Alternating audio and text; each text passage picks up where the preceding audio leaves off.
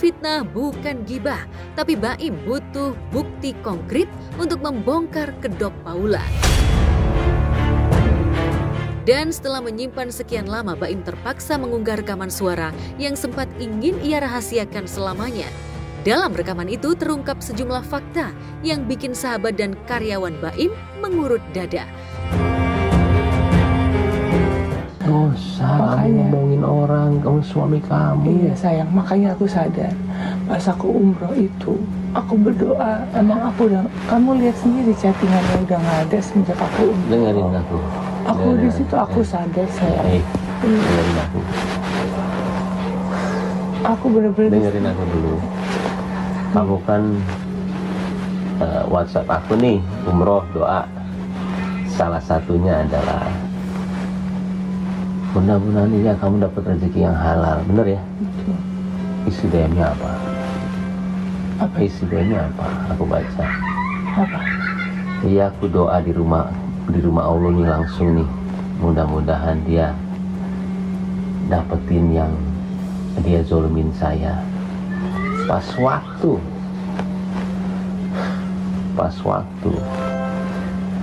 rubuh kantor yang itu tuh di mana? Di BSD. Ya Allah, kejawab doa gue. Kamu kira aku nggak tahu Paula Verhoeven? Aku nggak bahas tuh, males berantem.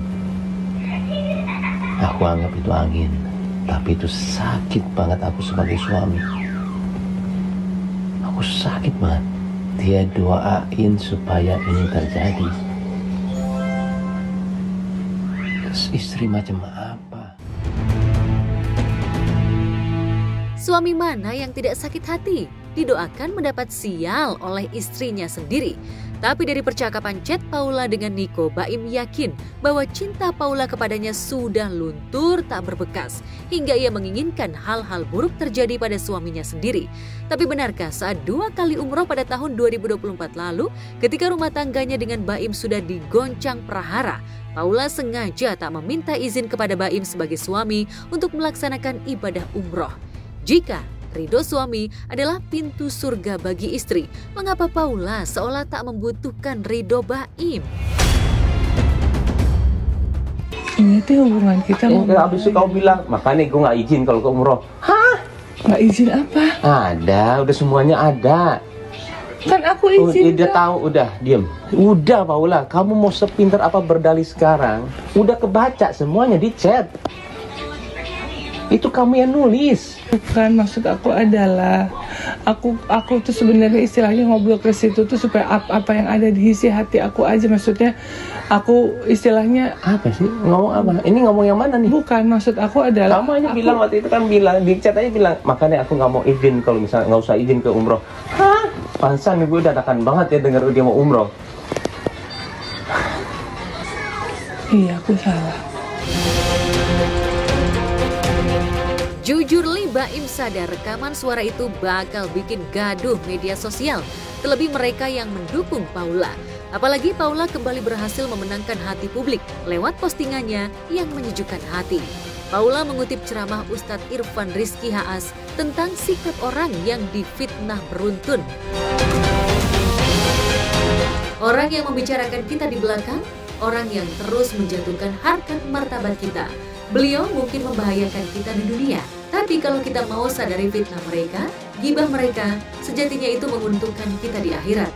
Maka biarkan mereka sibuk dengan urusan mereka dan kita sibuk untuk memperbaiki diri. Kutipan ceramah itu tentu saja jelek menusuk kehormatan Baim. Seolah tak mau disebut suami penebar fitnah, Baim kembali membagikan rekaman suara yang menegaskan bahwa kebohongan Paula sudah tak bisa terbantahkan. Dalam rekaman suara itu, berulang kali Paula meminta maaf, bahkan sampai ingin mencium kaki Baim, namun ditolak oleh ayah 2 anak itu. Mau bohong apa aku memperasaan aku? Mau nggak bilang nggak sayang sama kamu? Udah. Mau bilang aku nggak cinta sama kamu? Mau bilang udah nggak usah nggak aku nggak perlu yang kayak gini. Nggak, aku bilang aku nggak perlu kayak gini. Nggak usah cium kaki, nggak mau. Aku mau kamu sadar aja, mau ama aku mau enggak, kamu punya sifat jelek banget. Setelah mengumpulkan sejumlah bukti, berdiskusi pada keluarga dan psikiater, Baim yakin Paula bukanlah istri yang dapat dipegang ucapannya. Karena itu, ia tidak yakin Paula bisa berubah karena diduga sudah mengidap mitomania atau kebohongan patologis, semacam gangguan kejiwaan yang membuat penderitanya tak bisa mengendalikan keinginan untuk berbohong setiap saat. Makanya semenjak umroh itu, aku udah stop semuanya. Dan aku tahu yang aku berbuat itu salah. Kamu pulang umroh tuh tanggal berapa? Aku pulang umroh tanggal 13 Maret. Kamu sampai bohong. tanggal 20 sampai tanggal 20 berapa Kamu gitu. bohong terus. Bohong. Kamu kenapa selalu bohong? Bukan bohong, saya maksud aku adalah semenjak umroh Kamu itu. bohong. Bohong. Udah, kamu bohong, kamu tukang bohong. Titik. Selalu bohong untuk membela kebenaran kamu. Sebenarnya kebohongan itu banyak ya faktornya kenapa. Tapi paling utamanya secara mendasar sebenarnya kita tuh mungkin berbohong karena ada keuntungan yang bisa kita dapatkan. Kalau mengacu pada DSM gitu ya, ada buku khusus untuk diagnosis, tidak ada yang disebut dengan mitomania sebagai kelainan ataupun sebagai gangguan psikologis tertentu. Tapi mungkin bisa dibilang juga mitomania itu sering disebut dengan pathological liar gitu, yang mana memang orang-orangnya yang mengidap ini atau mungkin mengalami ini gitu ya, memang sering kali berbohong secara kompulsif gitu. Sering kali berbohong secara kompulsif. Jadi pada orang-orang dengan mitomania atau yang biasa disebut pathological liar juga ini, terkadang mereka karena saking sering berbohongnya gitu, mereka jadi bisa mempercayai kebohongan mereka sendiri gitu, atau bahkan kebohongannya pun kemudian diumbar lebih besar lagi gitu ya, jadi lebih dramatis lagi kebohongannya, dan akhirnya itu mereka yakini secara benar-benar bahwa memang itu yang real terjadi pada nyatanya. Dalam berbagai kasus, pengidap mitomania seolah mempercayai kebohongannya sebagai sebuah realita. Meski seluruh dunia memegang bukti bahwa semua ucapannya hanyalah rentetan dusta, Paula seolah menutupi kebohongannya yang sudah ketahuan dengan kebohongan baru yang dikarang spontan dengan gelagapan. Gue ngelakuin semua ini buat dia dengan cara gue sendiri. Tapi ketika dia pura-pura dengan dia mau baik, tiba-tiba pasti, ya gue nungguin dia pergi nih. Lama banget gue mau pergi. Hah? Aku ngeliat kamu DM begitu sama Niko. Hah? Iya nih, gue lagi sama keluarga sama temen-temen gue. Dia lagi ini. Anggap aja, mohon banget gue lagi banget, gue ganti pasangan aja. Hah? Aku yang bacanya, ya Allah Paula, kamu sakit apa? Ini, kenapa gue gak mau dengar? Kamu tuh kadang-kadang kamu pintar berkata-kata, kadang-kadang kamu tidak pintar berkata-kata. Kalau kamu tidak pintar berkata-kata, itu aku udah tahu, kamu muter-muter. Jadi gini, kalau isi DM dan chatnya adalah gimana ya, ini, oh seharusnya gini, aku tahu kok, aku pernah advice orang juga kok. Lain halnya dengan menjelekan. Jangan salah, makanya aku dengerin kamu nggak mau dengerin apa. Beda banget apa yang kamu omongin sama isi chat sama DM. Aku udah baca semuanya Paula Verhoeven.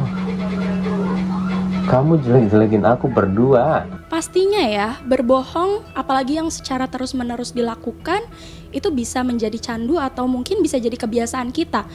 Apalagi ketika kita berbohong, terus kemudian ditanyakan lagi gitu ya, lalu kita menutupi lagi dengan kebohongan gitu kan. Kita sudah berbohong sebelumnya, lalu kemudian akhirnya berbohong lagi gitu untuk menutupi kebohongan sebelumnya. Terlepas apakah Paula masih mendapatkan simpati yang besar dari publik, yang pasti perseteruan Baim dan Paula sekarang bisa berdampak buruk bagi perkembangan psikis Kiano dan Kenzo ke depan. Sekarang mungkin Baim butuh dukungan untuk memenangkan gugatan cerainya. Paula pun butuh support untuk mendapatkan hak asuh kedua buah hatinya. Bisa jadi kelak Paula akan menemukan cinta sejatinya dengan laki-laki lain. Baim pun cepat move on dan membina mahligai baru bersama perempuan yang lebih segalanya dari Paula. Tapi di antara mereka ada anak-anak yang perasaannya harus dijaga. Idealnya adalah dengan orang tua yang lengkap tapi sehat, jiwa dan raga, daripada mereka tumbuh berkembang dengan ayah yang ibu ada tetapi betul-betul memiliki disfungsi marriage atau rumah tangga yang sama sekali disfungsional. Itu berdampak pada psikoedukasi anak-anak. Kemarin aku syuting sama dia juga kan. Ya memang itulah perceraian. Jarang ada perceraian yang membawa kebaikan. Jarang. Jadi aku udah sampai bisa ngomong sekarang nih yang bisa tegar, bisa alhamdulillah nangisin sedikit-sedikit. Hanya karena ya udah ngelewatin yang parahnya juga gitu. Sama kayak Paula gitu, yang sekarang udah parahnya.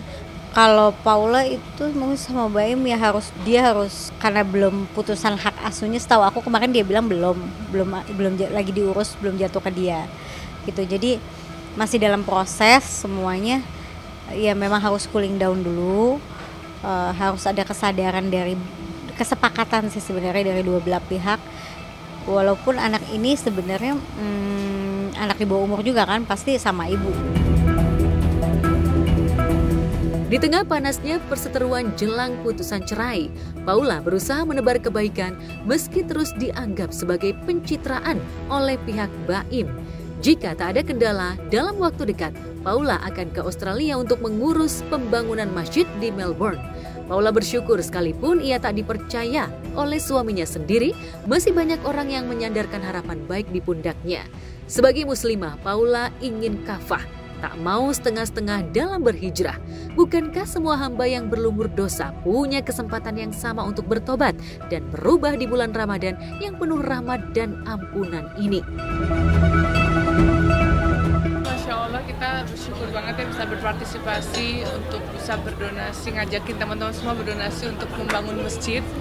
Saya di Melbourne, bukan masjid apa ya Pak? Islamic Center pertama dan terbesar di benua Australia. Dan sewaktu aku diajakin sama Ustadz Fatih dan juga Cita Foundation, sangat bangga banget dan senang banget karena memang pengen berpartisipasi, berdonasi untuk membangun masjid dan juga Islamic Center. Beliau akan keliling benua Australia dan mohon doanya, insya Allah mudah-mudahan jadi pahala jariah buat Mbak Paula dan buat teman-teman yang hadir di sini juga insya Allah.